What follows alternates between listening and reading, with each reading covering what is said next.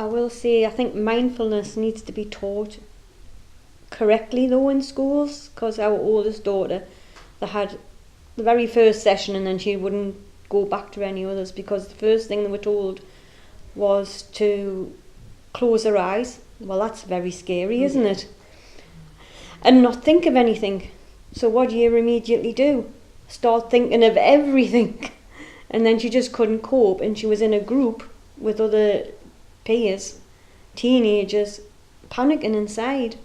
Couldn't cope, started crying. So she's done all that in front of all the other peers, which just adds to it. So you've got to make sure that when it is being taught mindfulness, that it's in a secure, the child feels safe to start with, to do that. That someone actually teaches them how to not think. This is how you maybe try and slowly empty your head to not think thoughts. I think just even that phrase, don't think, where you automatically start thinking. I think, children with mental health problems are generally hyper vigilant, aren't they? So they're overthinking constantly. So just being told not to think will instill panic in them instantly. That's silly. They need to do practical things like our elder young person takes herself out for a walk, and she just sort of thinks about, she looks at the trees and you can't tell them to empty the head, because they can't empty the head. But she'll take herself, she'll just say, okay, if I go out for a walk. I said, absolutely. And it's almost like taking time out. And she'll just maybe walk around the village. And I said, just do me one favour, just notice one thing in the village. And she came back and she said, I've never noticed how tall our church is in the village. And it's just something you acquire. You don't get it in a lesson. It's something that you just acquire.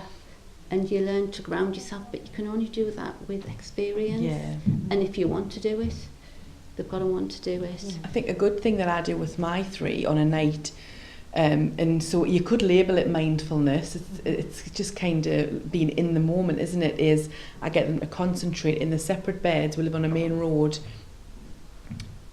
Like pick a car, like kind of hear the car at the end of the road, and get them to just concentrate on the noise, and get them to try and visualise in our street where the car is, and like so for those couple of minutes, that's all they're concentrating on, trying to think where is the car. And I only taught them that because I did it myself, and I think I went through a phase where I was probably on the verge of maybe having panic attacks.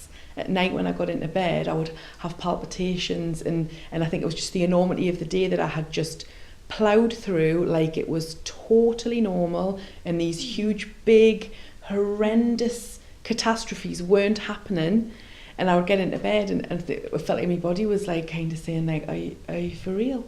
Like this, you've got so much adrenaline, it's got to go somewhere. And so I would start and concentrate on the traffic, and I thought, that's actually really good for the kids to do that. And so that's what we do. But you know, if you were to say, right, we're going to do mindfulness, lie on your bed, that would probably freak them out a little bit. But lie still and imagine whose house do you think the car's at now in relation to neighbours and things like that. And so that's a really... That is mindfulness. That is and really that's exactly good. What it is. Yeah, totally. But in a practical location. It's a good way to sort of introduce it without saying we're going to do mindfulness. We do the sort of 3 things you can hear, 3 things you can see if your eyes are open, 3 things you can feel, because you can do that anywhere.